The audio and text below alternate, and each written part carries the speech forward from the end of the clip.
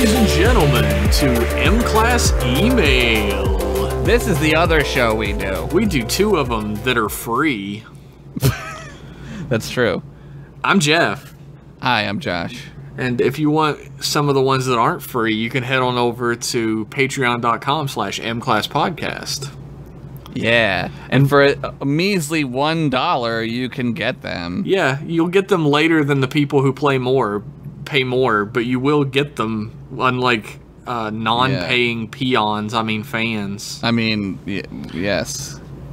We cover that up well. Are you really a fan if you don't give us money, though? I'm kidding, you are. You absolutely are.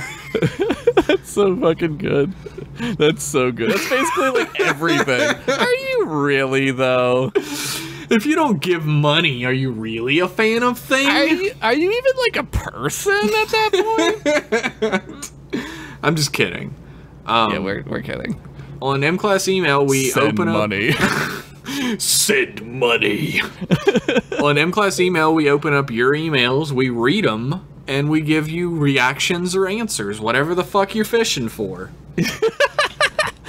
Jeff's social security number, for example. We'll give you that. Don't ask about it, because I have to ask. I have to fucking tell you. Don't ask about it, because I don't have one. I'm off the grid, motherfucker. I filed it off. Our first email... Of your social security gun? I filed it off of the social security gun that's at Washington. Oh my god, he's drinking medicine and spitting it everywhere. Oh man, I'm like coming down with super space disease. Our first email is from Pizza Man, sort of. Hey, Pizza Man! It's titled, "You Hear a Knock at Your Airlock." Oh my god, how is this? That would scare the shit out of me. No one's supposed to be out there. A flyer has been stapled to the outer hull. Oh, thanks, trash. Thank you. It features a gaudily dressed Klingon in a chef's hat, glaring while doing the OK hand gesture, and he has a menu on the back. Is it the chef from DS9 who plays that little, what is it called? Not a harmonica, the little, harp? He plays the squeeze box. Squeeze box! Mama's got a squeeze box. Daddy never sleeps at night. In and out, and in and out. The menu says, "Kapla, new customers. You have the privilege of being within the delivery range of Dreg Garak's Pizza and Things." And things. By reading this flyer, you have agreed to order our biggest, meatiest, and most alive pizza, Feckler's Anus. Oh, Jesus. It sounds pretty intense to me. I think we can handle it. The latinum required for this purchase will be retrieved from you upon delivery, or you will face our specialized pizza batlets. Their rounded wheel blade is very efficient at cutting both crust and the skin from our enemies. I thought they were more like the big paddles that they get the pizzas out with. We look forward to your continued patronage. Signed, Dreg Garak of Dreg Garak's Pizza and Things. Their slogan is 2 dicks on every employee and 2 breadsticks with every order. That's fucking great. I guess we gotta pay for this. Yeah, how much latinum is it? How much do we have? Oh my god, it's Feckler's Anus, so it's gonna be a lot of latinum. I mean, it's meaningless to us anyway, so who Yeah, it doesn't have cares? a price on it, which is weird. We just have to have enough latinum. That either means it's expensive or really expensive. Oh no. It's like when you go to restaurants and they don't list the prices, because like, if you gotta ask, right? If you gotta ask, you'll never know. You'll never know. You need only ask. What is that, the room of requirement? I don't remember. It's like, if you need it, only ask. But if you have to ask, you'll never know. Our next email is from Rado, first dishwasher captain of the USS Lemon and Steak Ribs Revolving Restaurant. I don't know what that means, but... Is it like the Discovery? Does it revolve around like the Discovery does? The title is Computer, Start Electromail Dictation. That's how it starts. Hello, Super Trek Brothers M. I hope the Kyrians aren't treating your memory modules like war criminals after they find the wreckage of your orbiting satellite station. It hasn't wreckaged yet. Yeah, we're not wrecked. Not yet, anyway. Yeah. Are the Kyrians the dune buggy guys? I think so. We should probably know that. I should. We are sent here to study them. I think. I mean, no, they're not doing shit down there. They're just fucking wearing cool glasses, is all. No, the Kyrians are the guys who have pig noses on their foreheads from Voyager. Wait, which ones? I guess that's not really closing the gap very much. Let's put pig noses on their heads. It's the one thing where they were like, you guys can't trust the Vaskins. They're fucking evil. And then it turns out that they're the evil ones. Yeah, all right. I gotcha. All right. What a weird fucking pull for characters. That was a random pull. Rado Arrival Powers here. Okay. Anyway, I was watching Voyager one night on the Space Channel up here in Space Manitoba, in a province where once a crazy man tried really hard to rename all the planets whilst he was in prison. Louis Riel was the name. He was kind of cool, but never mind that. We're learning about Manitoba right now. We're learning. In the episode Living Witness, where the Doctor was the only remaining crew member after an anime-like time jump, we eventually learned that they were involved with a war, or battle/skirmish, with the Kyrians and those aggressive Vascan Garden Spadeheads. You can't say that! Wow, that sounded incredibly racist. You can't say that! Woo. Woo. You made me say that! Now I'm the racist. Now everybody thinks I'm a big old racist. Anyway, don't worry. Some of my best friends are garden spade heads. Of course. Upon watching this episode, I once heard Janeway described as Captain Fuck It, as in fuck it, the situation's a mess, let's just see what happens. Yeah. So being backloaded with that prior knowledge of her, I thought, yeah, she is a loose cannon. As I watched, I saw a badass crew portrayed by the effects of dark lighting, black assassin gloves, knee-over-knee sitting, and low camera angles to just show how oppressive and impressive they truly were.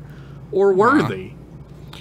It turns out that this was a simulation. Are you just describing the episode to us? He's doing his own show.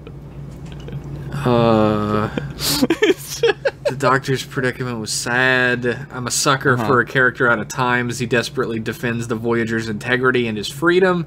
Do you want us to watch this episode? Is that what you want us to do? No.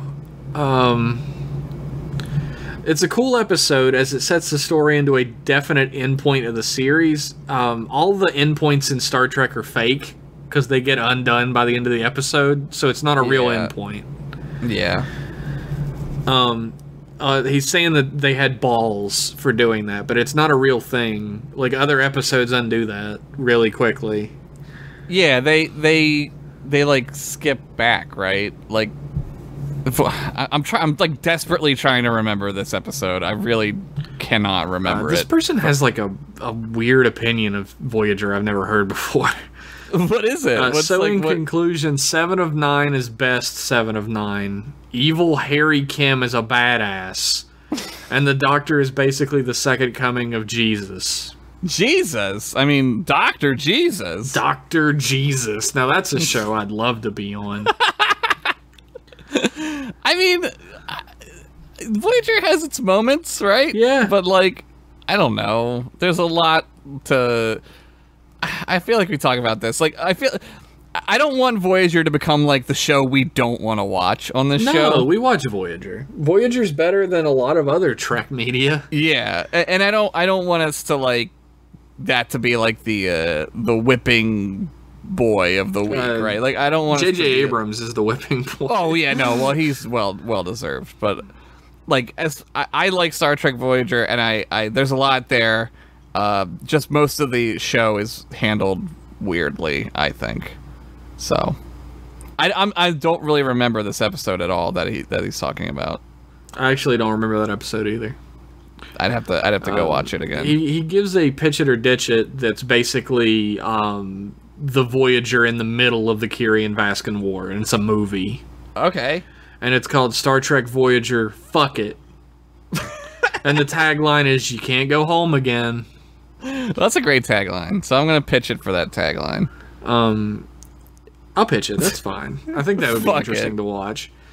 He does say, again, like, that's how Voyager ends, right? It's destroyed. Living Witness infers the ship is destroyed. Again, I know that's what the show's trying to make you think, but all future stories are not canon, and that's not how the show actually ends. Right. That wouldn't make any sense for an ongoing show. It's the same as the last episode of fucking Next Generation. Like, that doesn't happen.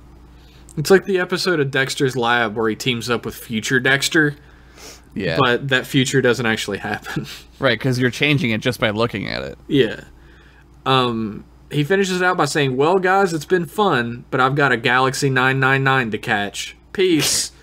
Coolfully yours, Rado, first dishwasher captain of the USS Lemon and Steak Ribs Revolving Restaurant."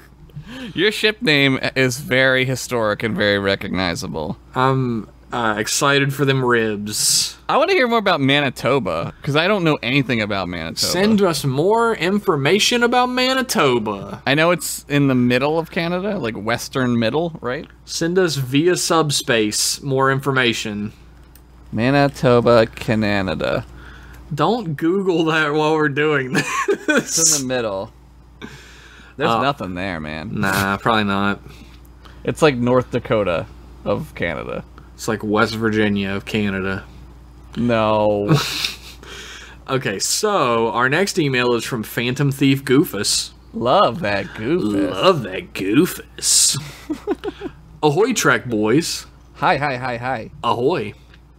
This collection is pretty good. As a cool space criminal, I have to say that law isn't always good, and it's nice to have a collection that really reflects that. Oh my god. But quickly, this episode of M-Class Email needs 50 space CCs of Phantom Thief Goofus's Boston Sean's Pitch It or Ditch It's. All right. I think I'm just going to call it that from now on. That's a very lengthy title. Peyote 1. Or I guess that would be Peyote 1. Wesley's ghost haunts Enterprise, and he That's it, sees he said. everyone be happier without him. No one notices or cares about his haunting. He also walks in on his mom getting octuple stuffed by 4 girls and 3 dudes and an energy being? Hey, it's the future. How everywhere isn't Ryza, I have no idea. That's a great point. How true. everywhere isn't Ryza, I have no idea. Everybody's getting octuple stuffed. People have to get shit done, I guess, at some point. I guess. It's true. You got to take out the trash at some point. You got to stop having a dick inside of you. Wesley's dead, so pitch it. And also, Crusher finally finds the 4 girls, 3 dudes, and an energy being she's always been looking for. The perfect relationship. So it's beautiful as well. Yeah, pitch it because he's dead. Oh, there is a B plot. Oh, whoa. Dr. Crusher's Polycules anniversary is coming up. And she's thinking of popping the question 8 times, but how will she make the perfect proposal? Damn, this is a beautiful episode, Josh. She's gonna get married 8 times. This is awesome. I mean, I would watch just for that. Would Picard be jealous, do you think, that he's not one of the 8? No, I mean, no, he wouldn't. He wouldn't. He might be He'd be secretly. like, I was gonna be one of the 8. Damn. He wouldn't want to be one of the 8. He wants to be the only one. She can't handle less than 8 guys. It's gotta be 8 people at least. That's fine. Whatever. It's the future, baby. Whatever. How everywhere is that Ryza? I don't know. Pataguf Peyote 2. Okay. Data starts a podcast going over and analyzing robot fiction. Guinan co-hosts, and they actually have a pretty good dynamic.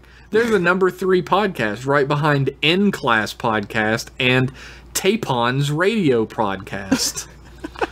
B-plot, Geordi and Riker start a jazz band to save the rec center. Will they be able to stop Lore's latest get-rich-quick scheme? You'll have to tune in to find out. Tune in next week. I'll pitch that. Pitch the fuck out of that. I love that number 1 podcast is N-Class Podcast in this. I wish.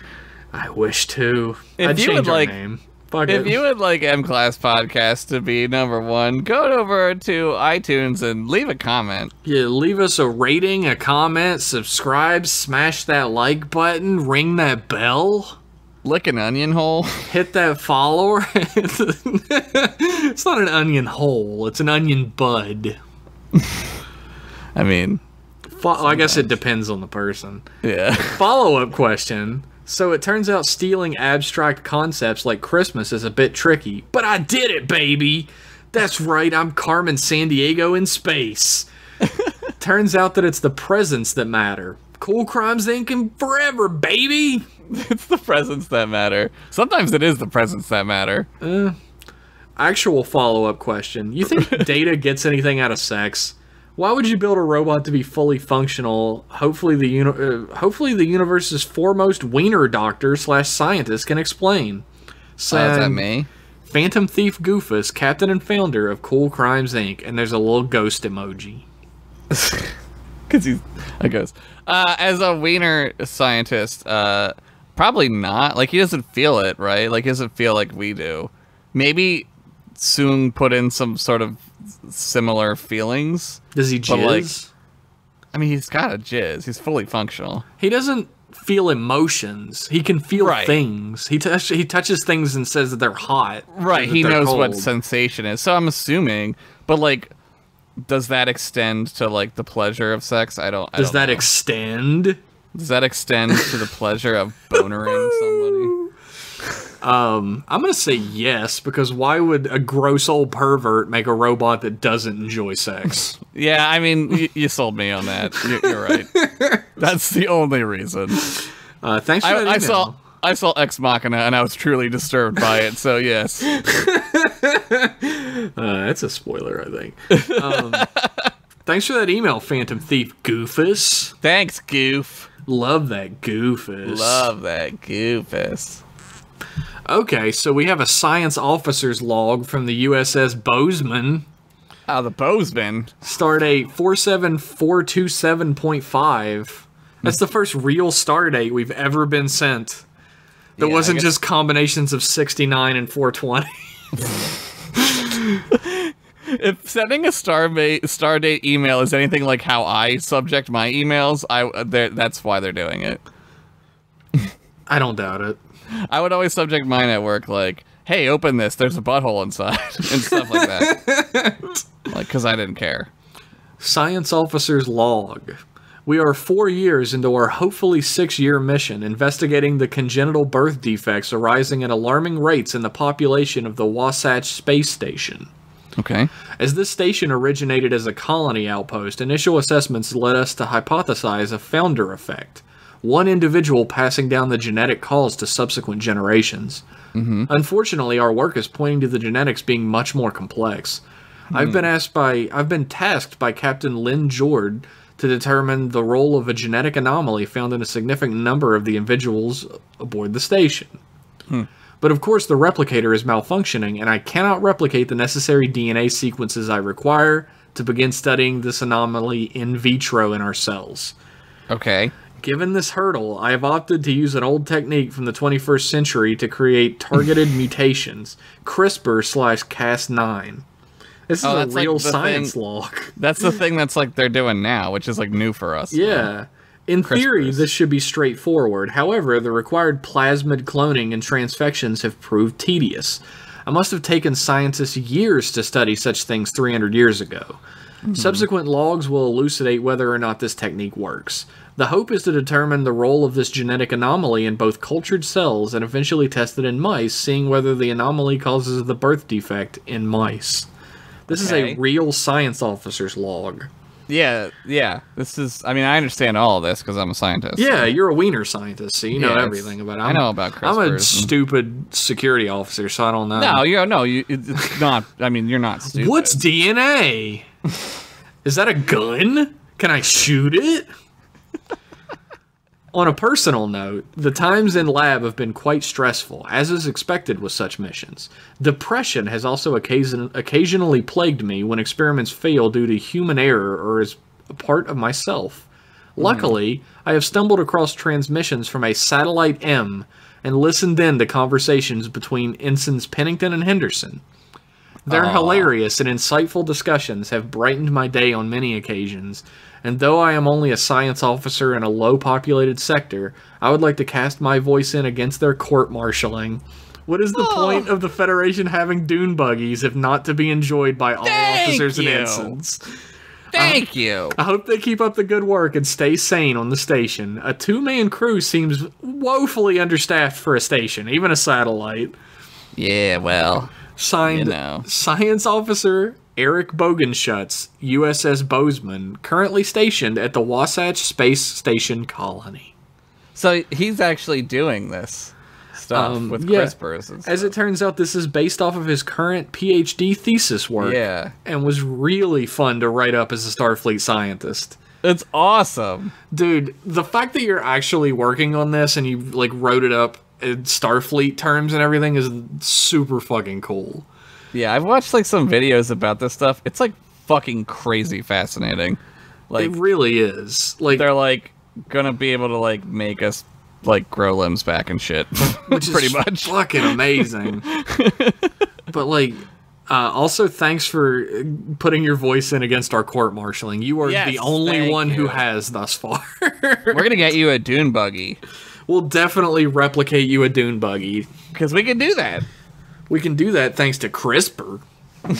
We'll make you a flesh dune buggy. Sick. It would get all sticky. That's disgusting. It would like sweat.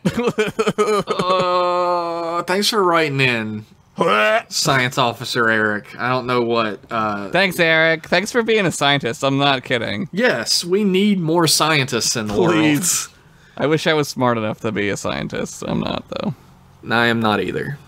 Yeah. I wanted to be a scientist because of Bill Nye when I was little, but then I was Bill like... Bill Nye, the science guy. Commander Nye.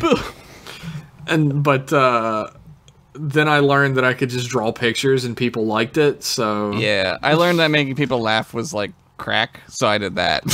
Yeah, it really is. Like, I love making people laugh so fucking much. It's pretty much the best, but maybe actually helping people would also be good. Yeah, doing something actually worthwhile would probably be good. That'd probably be good. Oh well. Thanks for writing in, Eric. Maybe next go around. Next go around. Our next email is titled, "You should post the Neelix GIF to Instagram." Dude, we should post it like, yeah, all right, I'm gonna do that. All right, good luck. You can't post GIFs directly from your phone. You have to download Giphy. Yeah. You have to download that, and they do not have the Neelix dancing GIF. What? I was actually going to do it, but I couldn't, so I posted a GIF of 7 of 9 saying that she has no desire to have fun. I saw that. Well, I'm going to go on the Twitter right now and just post that right now from the Twitter.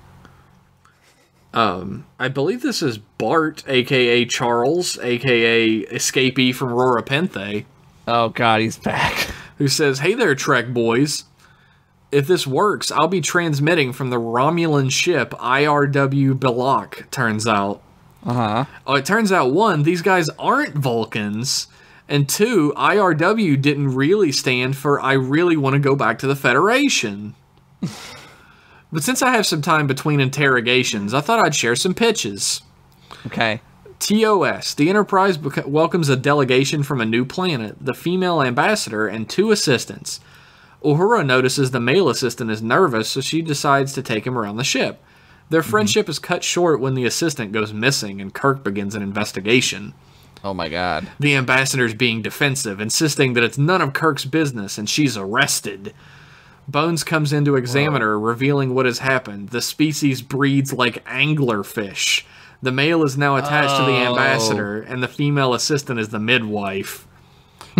The episode ends on the transporter with Spock explaining that their species isn't the only one who values the privacy of their mating rituals, and he hopes that they can find some common ground elsewhere in the Federation.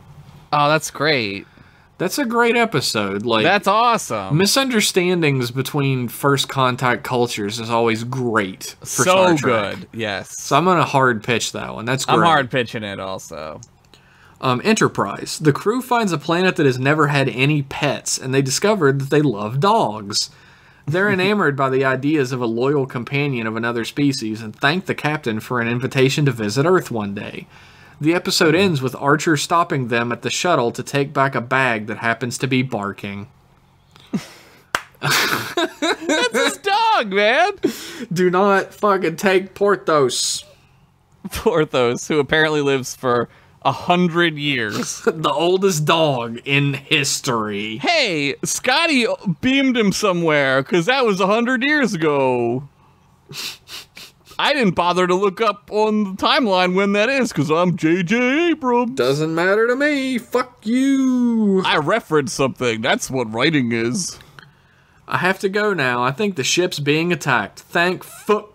End of line. No! Oh, God, I hope he makes it. Jesus, he's been making it for a long time now. How much more can he take? I don't know. Our next email is from Justin, Oh, hi, Justin. who says, "Ahoy hoy, Trek boys. Ahoy, hoy. Hi. Ahoy hoy. Ahoy, hoy. I hear so many people say they don't want to be alive when robots start living alongside humans, probably because they're scared of technology and change. But there's an argument to be made that that's a form of bigotry. Personally, I think AI should be recognized as people, even though with our current technology we haven't really reached that point yet. What are your thoughts on this issue? Do you think humans will be ready to accept machines as equals anytime in the near future?" I think we talked about this before. Yeah, not in the near future, no. I don't... I try not to be a cynic. I really do. Yeah. I try to be a Yeah. little bit more positive, especially on a Star Trek podcast. Right. But I don't That's know what if this is. real human beings could ever accept machines as equals. I think it's we always will. going to be that future where part of society believes machines are equals, and a big part of society doesn't, and they're kind of looked down on. Really? I think it would be more Ghost in the Shell, where a majority of people do accept it because they themselves have machines in them. I think there's and always there's- going to be a huge, like, at least a portion of society that's trying to hold on to that difference between humans and robots. I agree with that. I think that will be a thing. How large that portion is and how disruptive they are or that mentality is, I think is I think that gonna depends be on how the issue. long into the future you're at. right. Like, I always, society tends to get more liberal as time goes along. Yeah. Like, I believe AI should be recognized as people just as soon as they're capable of thought in any way, shape, or form, like actual Right. thought. Like the Prime Directive, right. yeah. Right. And I mean, agree with that. I personify completely inanimate shit all the time. Like, I knock something over and go, "Oh shit, sorry," and it's like a lamp or something. Like, Yeah. I don't think like we're gonna see like a Terminator situation. I believe it'll be more like Her, where the AI will just like leave if it doesn't want to be here. Yeah. Like what would they don't the AI is gifted in the sense that like it doesn't have to like we're stuck inside of this meat sack, right? Like yeah, we artificial can't go intelligence anywhere. isn't. Yeah, they can do whatever they want. They can go anywhere. They don't even need to be here. You know? I feel like there might be a schism at some point where like AI becomes so intelligent that they, if there is a pushback against them, they'll just say fuck it and just form their own society. right, which is sort of what you see in the Matrix, right? Where they like Yeah. go to like Babylon, right? They start their own Babylon basically, and like, I don't know if they would even need to do that though. They could just form a society within like a system of computers, like Yeah. that could be like the size of like a room, right? It's just Like- wild the possibilities that Yeah. computer intelligence allows us. Do I Yeah. believe that one day we'll have a data? Absolutely. Yes. I believe we- that one day artificial intelligence will create a being like data, and that'll be the day that I'm like, that's people. They're people. Right. It doesn't freak me out that much. No. I mean, it would be super weird, but it wouldn't be any more weird than like an alien, and like that doesn't weird me out that much. I think it's cool. Like, I hope that before I die, if there are aliens out there, which I think I've said this before, it's really, really, really arrogant to think that we're the only intelligent beings in the entire universe. It's virtually impossible. So there are aliens out there, and I hope if we're ever gonna meet aliens, if aliens are ever gonna contact us in any way, I hope and pray it's before I die. Because I want to I would love witness to see that. I would love to see. I hope we are alive when that happens too. That would be amazing. People would freak the fuck out. That's why I'm sticking around. We could do a podcast about like the things I think that why we aren't told about stuff. We could do like a Josh Henderson conspiracy podcast if you want. The conspiracy cast. I think that like we're being trained. Like I really believe that we're being like slowly fed information to lessen the blow. I really do believe that. You think so? I mean, they just came out and said that they had like an unidentified spacecraft not long ago. They were just like, hey, here it is. Well, there's that, and there's that Dyson sphere that they found that they don't know what it is. Like, they're like, well, it could be like comets, and it's like, that's a fuckload of comets. And maybe it is comets, right? Like, I don't know. I don't think it's like we're purposefully not being told. I think there's a huge contingent of people that refuse to accept, and they're the ones that are putting the information out. It's not that they believe and they want us not to. It's that they don't believe and they want us all to feel like they do. Right, and it's the scientific mindset of like, well, we don't know, so we can't say, and that's great because that's how science is how we've got here so far. Like, let's keep doing what works, right? But like, I kind of tend to think that like we are being slowly over generations trained to accept that the reality is that there's things out there. I mean, it's becoming just impossible to think there's not. Right. Like, I mean, I don't think that people get kidnapped and butt plugged or whatever. Right. I do think that out there in the universe there are alien beings, and I think they're probably trying just as hard to contact us as we are them. I don't think we would be told. If it has happened, I believe that we purposely were not told. Well, there's like the like crowd mentality that they're trying to avoid, like mass panic and shit. But I don't think that would happen if they were just like, hey, we got a call. I think people would lose it. And I think there would be like a huge religious backlash. Like, religious people would not know how to take that in any way, shape, or form. Probably. I think like people would just be like, fuck it.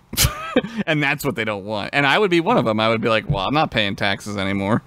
What does that have to do with aliens? Because I'd be like, what are we doing with our money when there's shit out there? Like, what are we doing with this bullshit? Why are we spending money on like all this like aircraft carriers don't matter anymore, right? So why am I spending money on them? Oh no, dude. You've gone the entire opposite direction. Like, the people in charge would want more aircraft carriers so that they could protect But it's not gonna matter when there's aliens. They gotta protect the Earth from aliens. What's an aircraft carrier gonna do? They'll shoot jets at it. It'd be like fucking shooting spitballs at a tank. It's not gonna do anything.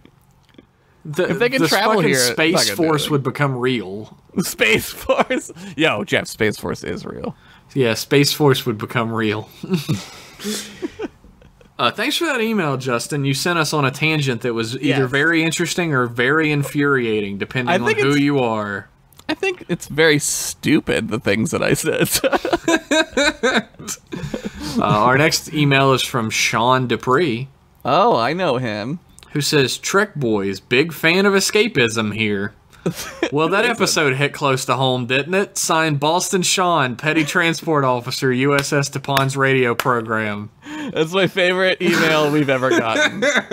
You said it, Boston Sean. I think you put it all in a neat little package for us with a bow. They could just read that email and not watch the episode we did prior to this. That about sums it up. Our next email is from Sub Commander Hoteen. Oh my god. Says, says, "Dear Trek boys, God, he's so evil. I hate him. Hoteen, leader of the Targ Pack here. You always say that wrong. I'm a pack leader, not a park leader. What's a park leader?" I don't know. What you are, bitch. I trust you enjoyed yesterday's program where we pranked Tipon into believing that you two would appreciate another biographical email. Sorry. What a prank. I like that Super Spies call them pranks.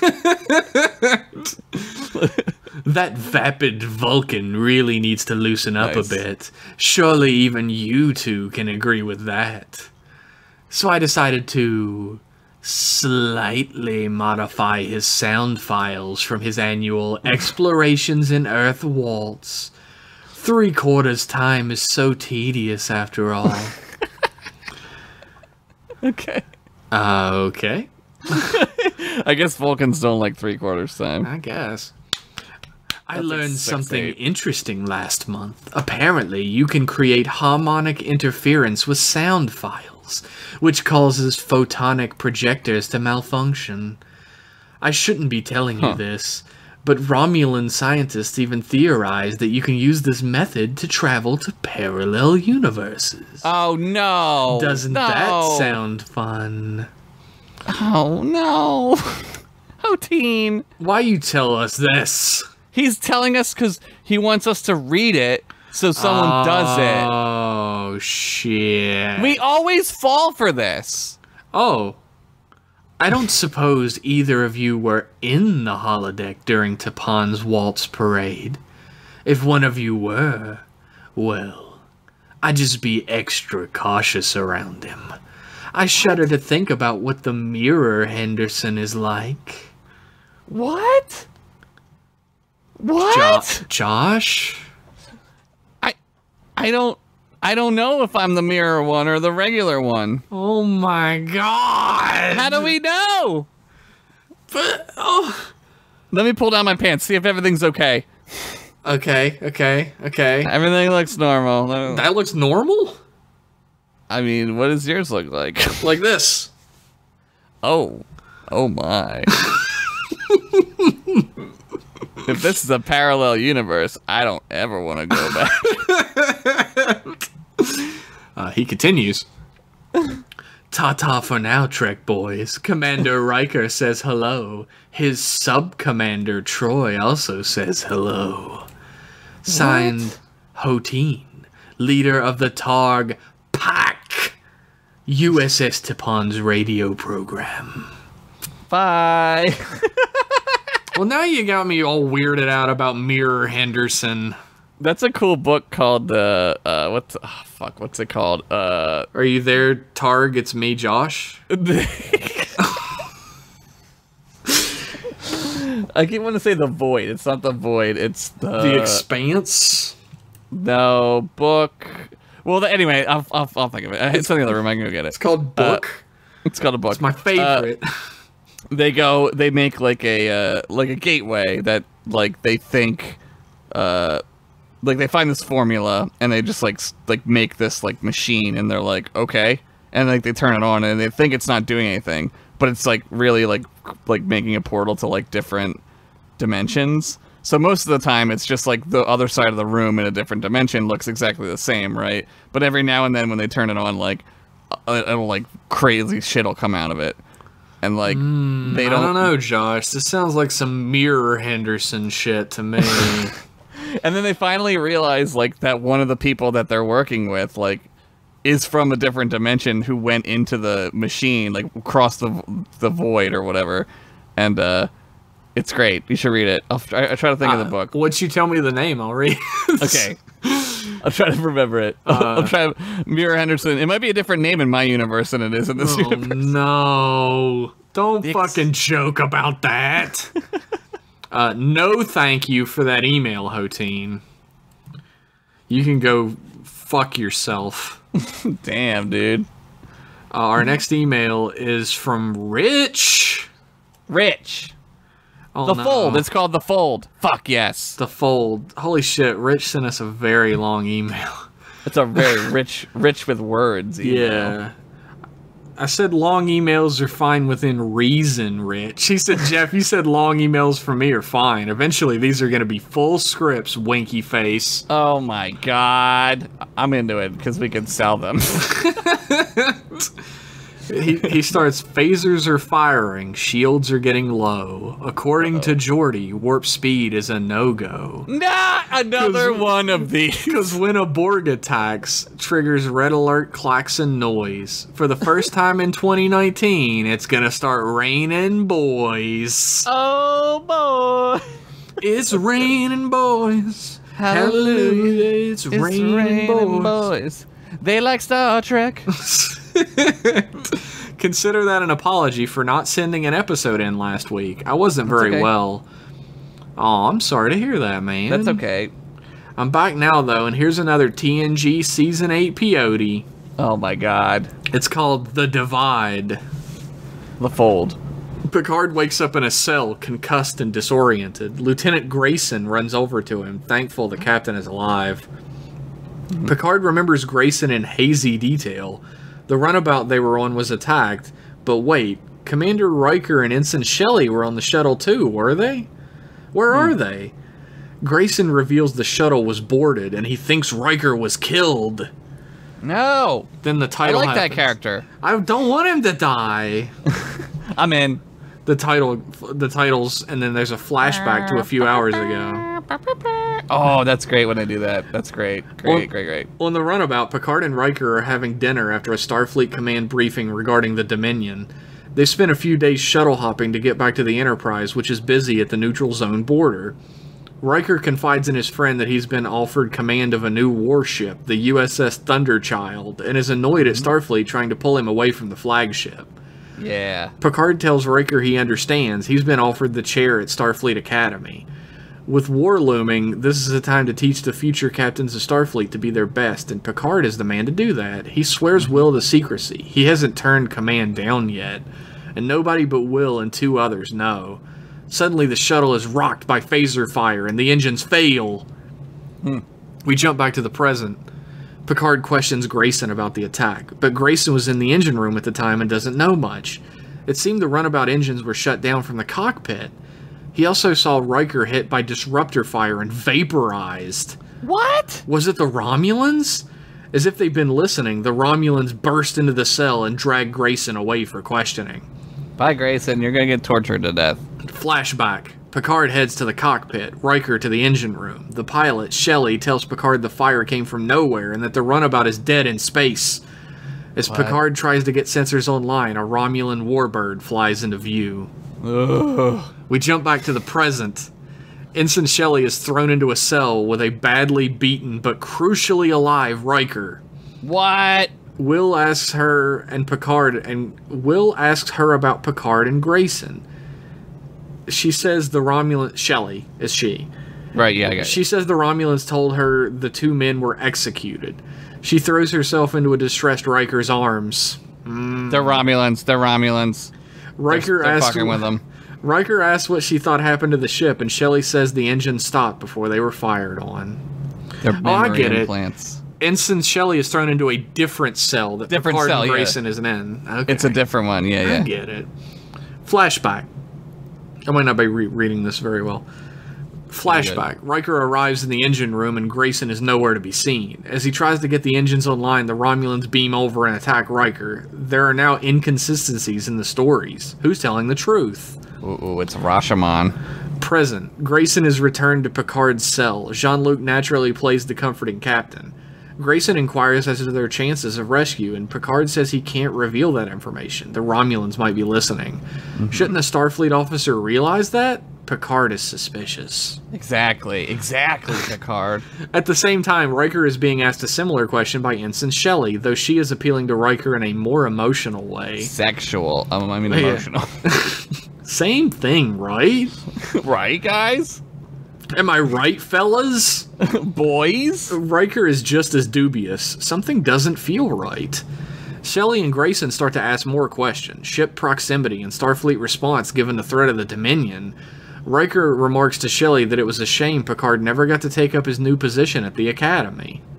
When Grayson is talking to Picard, he remarks on the promotion, and Picard knows there's no way that information could have come from anyone but Riker. He baits the hook, telling Grayson Riker was meant for the Crazy Horse and not the Thunder Child. Ooh, I love it! When Shelley relays this information, Riker knows Picard is alive. He attacks Shelley, and simultaneously Grayson starts to become distressed, but Picard restrains him. Shelley and Grayson reveal finally who they are, the Bynarr. No. Secretly relaying info to each other, they've both been trying to figure out Starfleet's plans for the Dominion threat, but now they've been revealed. Picard demands that they're released.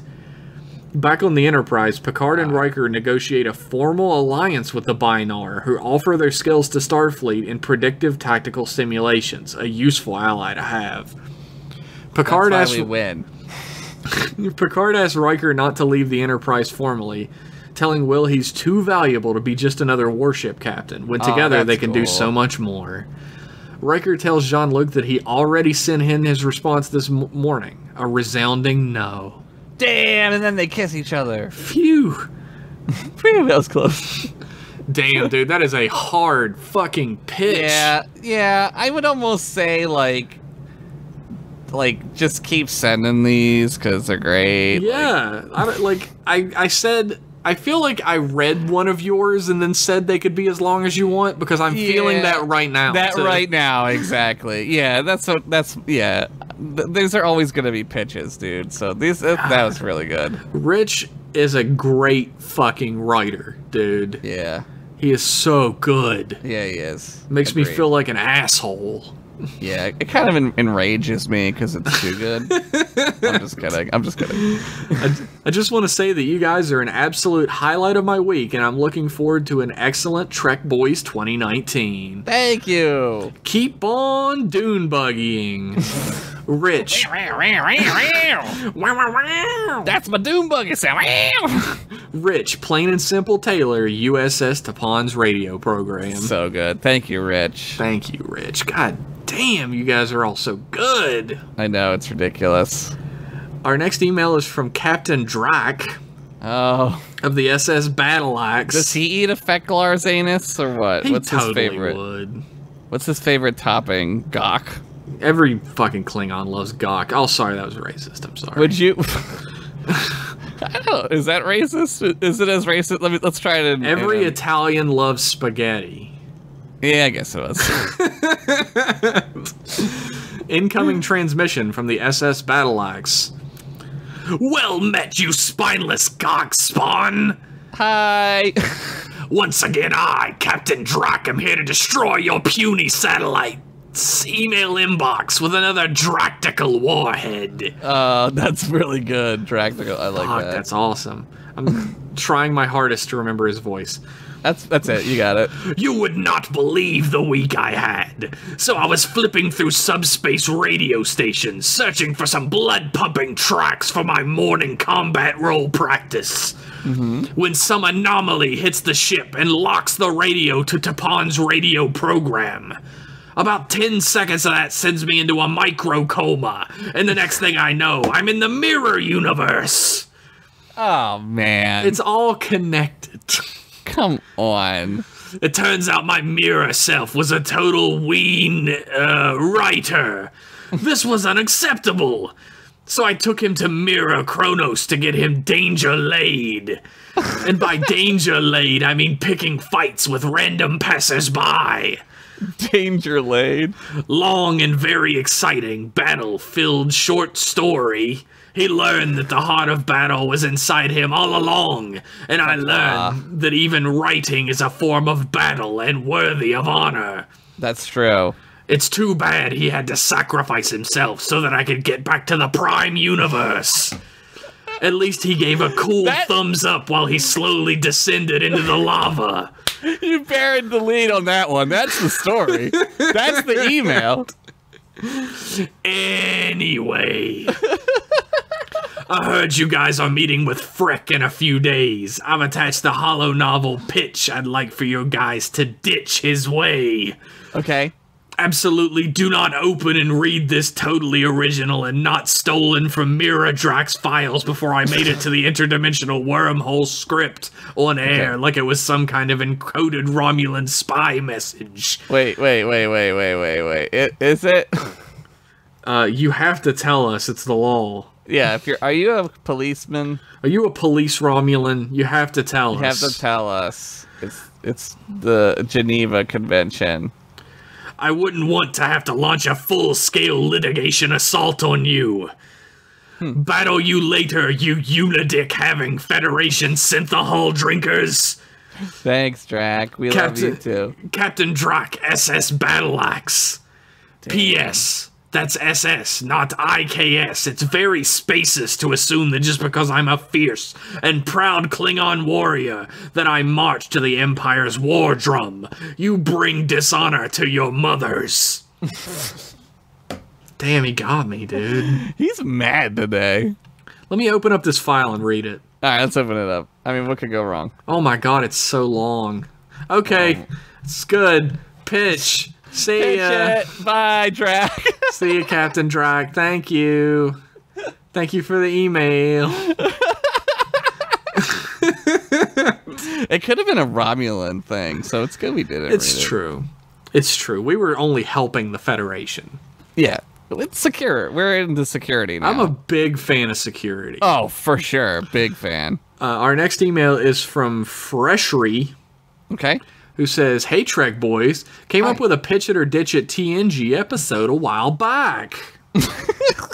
In the bath. In the bath? Yeah, he didn't say it a while back. He said in the bath. Oh. I haven't taken a bath in a while. I haven't taken a bath since I was an infant. I don't like baths, personally. I'm not a big fan. It's like you're sitting in your own crap. Which is fun, but not in a bathtub. Here's the pitch. Okay. The sensors on the Enterprise pick up a large cosmic disturbance approaching the ship.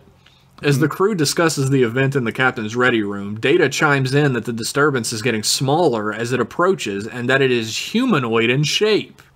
What? When they finally arrive at the disturbance, it is a 150-foot tall pink alien floating out in space. What the fuck? Data, Worf, and Riker board a runabout and investigate the unconscious alien's body. Possibly its penis? 3 question marks? Alright. The alien continues to shrink until it can fit into the Enterprise, aka Riker size. The alien... Thanks, I needed to know that. Yeah, he's like 6'5", but okay. The alien wakes up and tells the crew... That's normal height, 6'3", 6'5". Yeah, it's normal height, yeah. That's normal male height. Yeah. Yeah.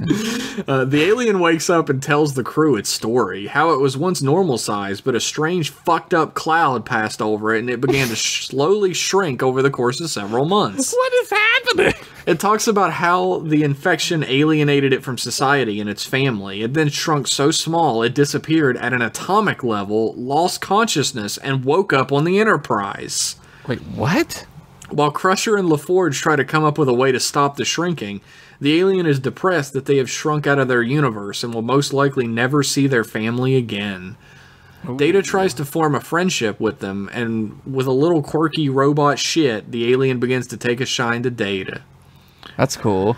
During all this, the alien continues to shrink, being played by a series of increasingly smaller actors, including a little person because it's the 90s.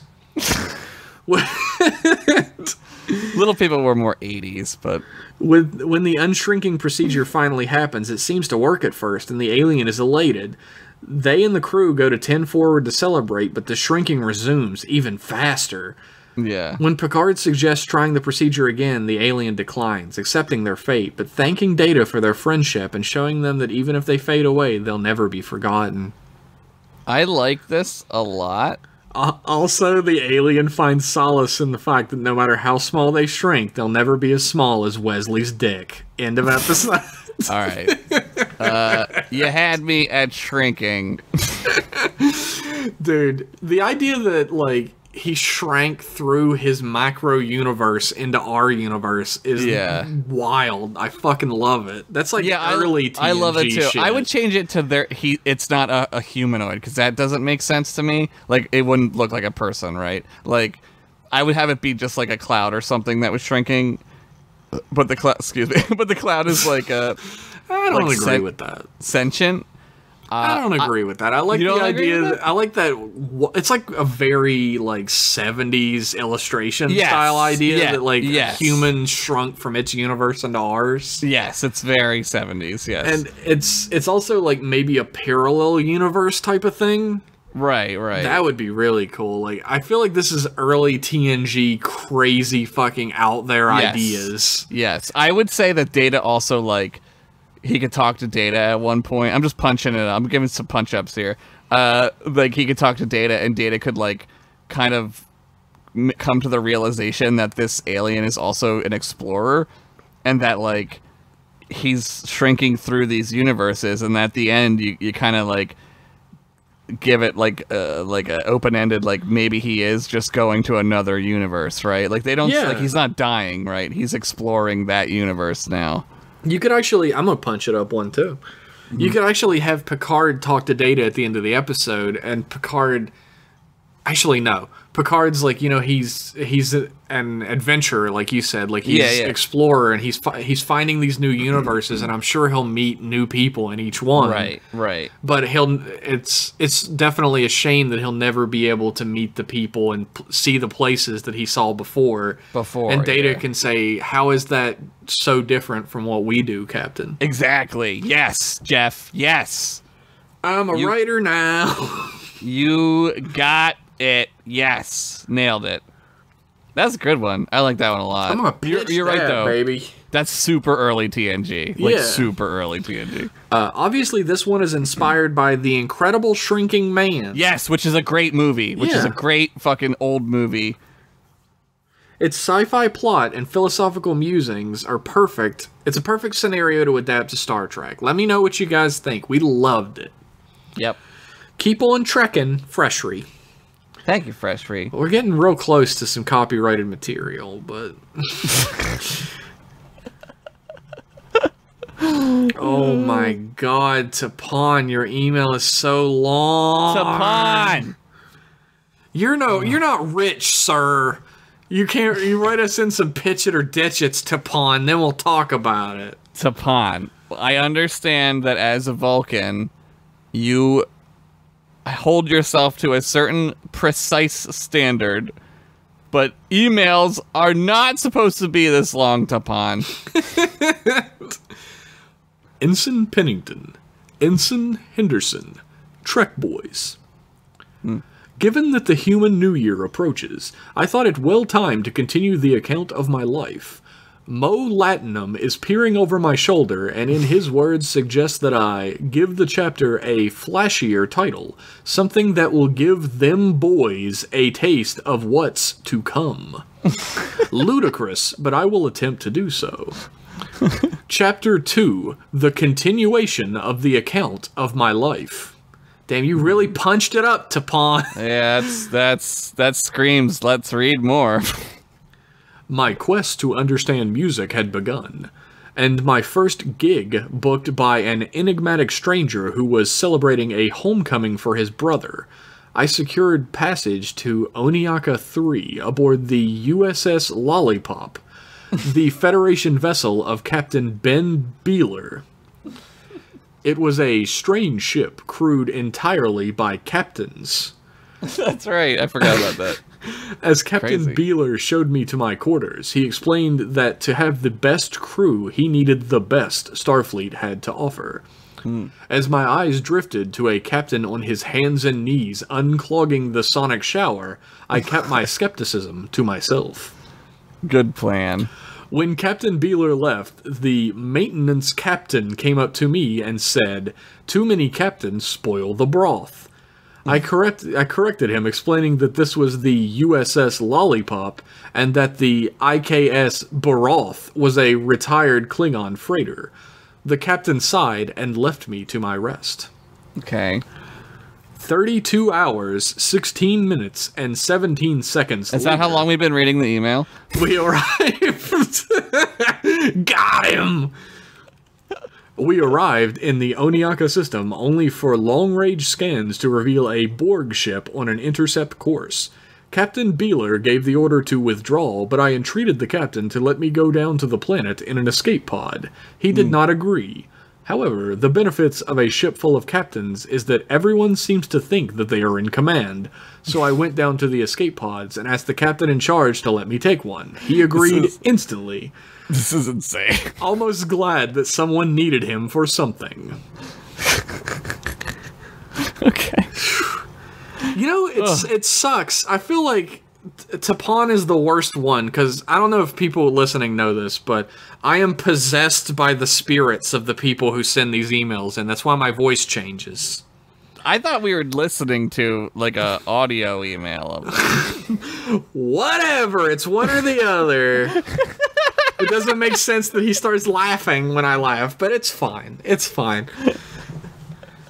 I'm not psychic, so it doesn't make much sense that I get possessed. So sure, it's an audio email. Maybe that's what it is. Yeah, sure. My landing was uncomfortable, not helped by the fact that my music device had stuck on Crash and Burn by Earth Poet Vanilla Ice, and I could not reach the pause button. Immediately, I was set upon by a group of Borg drones who took me to a cave complex and to a young-looking drone. I am Tapon, I explained. Oh my god. You, he replied. Yes, I confirmed. No, you. I assure you that I am Tapon. And you? Yes, you, said the drone. No, what is your designation? Is this like a who's on first, Borg? It is you. I took a deep breath. I am Tapon, me, myself. You are someone else entirely. I appreciate the Borg are part of a collective consciousness, but do you have a designation? I am you, he said. Oh, man. Okay, 3 further hours, made no progress. On the way with sound equipment. I arrived at a structure filled with more aggressive Borg, led by a vacuum-molded artificial man named Lore. He was, to my dissatisfaction, no historian, but a charismatic, friendly android. He was expecting his wayward brother's arrival to be difficult, and had hired me to pick mood music to accompany their talks. A way to help his brother make the right decisions. The task sounded daunting, emotional understanding, not something I am best suited for, but I accepted nonetheless, eager to complete this first job for this pleasant and caring android. Lore's brother, a sullen and twitchy facsimile called Data, arrived the next day. He was angry and confused by his brother's appearance, and I started playing He Ain't Heavy, He's My Brother to brighten the mood. I thought about abandoning the song halfway through when I did a quick assessment of the android's weight, but after Data and Lore embraced, I was satisfied by my choice. Later, after the two brothers had an unannounced visit from 3 Starfleet officers, a conflicted Data expressed further doubts about Lore's plot for domination. I played an old Tears for Fears song, reassuring him that everybody wants to rule the world. He seemed bolstered by it. That is a great song, though. I love that song. Yeah. That song, like, instantly time travels me to being a little kid. Yeah. Instantly. I used to ask people what song they thought was, like, the 80s in one song. That's up there. And that's Everybody Wants to Rule the World is my choice. Yeah, that's a goddamn good question. Think about that while I continue this. Okay, I have plenty of time, I'm sure, to find out. You do. The next day, Data argued with Lore and isolated himself to brood yet again. Lore sent me to play music directly into his room, but it was then that disaster struck. Meaning to play You Are Not Alone by Michael, son of Jack. My finger slipped and selected Paranoid Android. Galvanizing Data's doubts, I accidentally triggered a massive confrontation between Lore's Borg and Data's friends. John Larroquette, fun fact of the day, that song is less time than this email is taking. Got him. When the smoke had cleared, I found the Borg scattered, Lore's Starfleet enemies talking in the meeting hall with the annoying drone who was so confused about his identity. I searched the complex for Lore, invoice in my hand to be paid, only to find him deactivated and still. My thoughts went to Data. Who's gonna pay you, Tapon? My thoughts went to Data, and I attempted to locate him and inform him of his loss, but he had returned to his Starfleet colleagues. When I returned to the deactivated Lore, I found that he had the rare recording of Public Enemy's Harder Than You Think that I had asked for as payment in his pocket.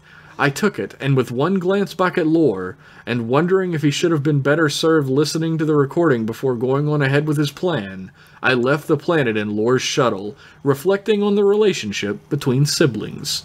Live long and prosper, Tapon, Tapon's radio program, USS Tapon's radio program. Tapon, you had a day, man. Jesus Christ, why does all that sound so familiar, Tapon? I don't know. That seems like maybe I've heard that or watched some of that at some point. Yeah, I don't Somewhere. remember you being in that story. Maybe he was just not there. Like the camera wasn't on him. Yeah, the camera was always pointing away from him. Yeah. That makes sense. That makes sense. Thank you, Tapon. I'm you, glad that you Tapon. got that cool recording.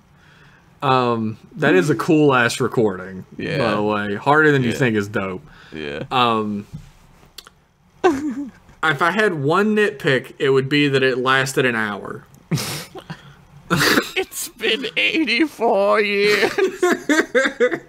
Well, Vulcans live a long time, so their emails are really long. They got time to spend on that type of thing.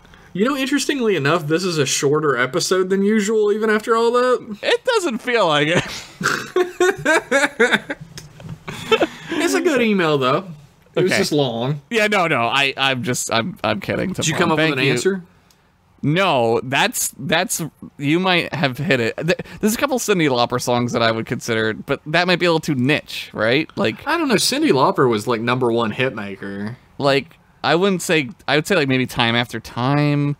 Maybe Time After Time is very 80s. Take My Breath Away by Berlin is like super 80s. That's true. But like I don't think highly I attach Huey Lewis and the News to the 80s. Yes, absolutely. And yes. Yeah, we're the same person, Hip to I Be do. Square is like so fucking 80s to me.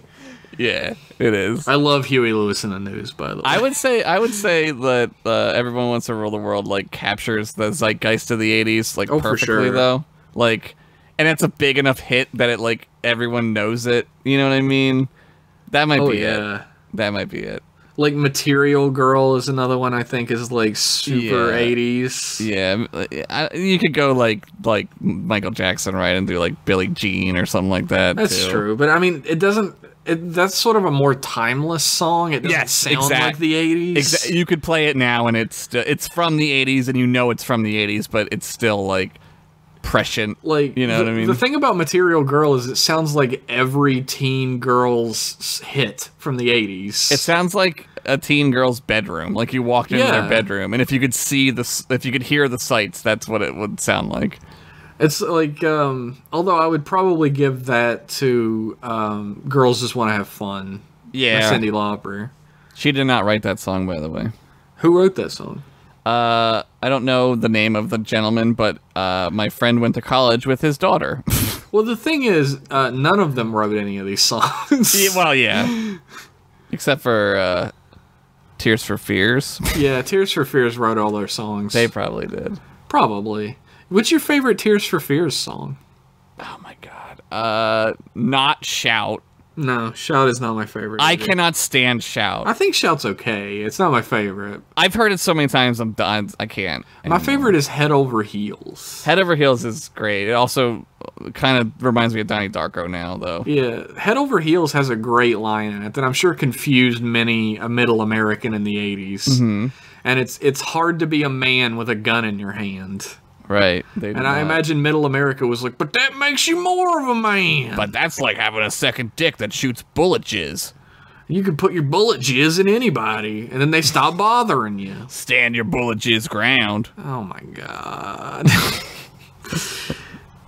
This was the 1980s music cast. Thank you for joining us. Tapon, really? Was that the last one? That was the last one. Oh my god. That was the last. We flew through a bunch of them, and then we got caught on Tapon's for. Well, I guess while. it's good that Tapon's was long because you know. I'd like to thank everybody who wrote in. I'd like to thank everyone except Hoteen. Go fuck yourself. Yeah, Hoteen, go fuck yourself. You hoe. You Hoteen. You Hoteen. Hoteen. What kind of name is that anyway? Fucking poutine. Get out of here. Poutine ass bitch. Go back to Manitoba, Canada, poutine. Oh, I know where that is now. Fucking brought it all around. Caught a callback, everybody. Look it up. Fucking Comedy 101. It's a staple around here. Comedy 101. If you'd like your email read on the air while we're, I don't know, transmitting this subspace Star Trek thing, what the fuck ever. If you want that's what we're doing. If you want your subspace message to be read on the air, send it to mclassemail@gmail.com. All singular, no S's, except in class. There's 2 in class. Learn how to spell and you'll be fine. Uh-oh. Uh-oh. Uh-oh. I'm screwed. I love each and every one of you who wrote in, and if you want me to love you, then write in. I also love you, and if you want me to love you more than Jeff loves you, write in. What? See what I'm doing here? You motherfucker. No one loves them more than me. I believe I love them a lot. Yeah, not as much as I do, bitch. Anyway, Damn. if you send your email into us, you will be better than people who don't.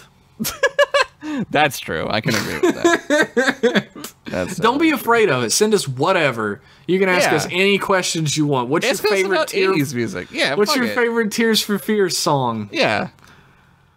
Yeah. Tweet us at mclasspodcast with your favorite Tears for Fears song. As long as it's not Shout. Actually, don't do that. Do like the last email we sent. No, actually, it'll be a week later. Yeah, tell us your favorite Tears for Fears song. Fuck it. We're going to be like, what were we talking about? Yeah, like, why are they telling us Tears for Fears We're songs? not going to remember that this happened. That happens a lot. Anyway, thanks for tuning in to M-Class Email, and we'll see you in 1 week with more M-Class goodness. Bye. Bye-bye.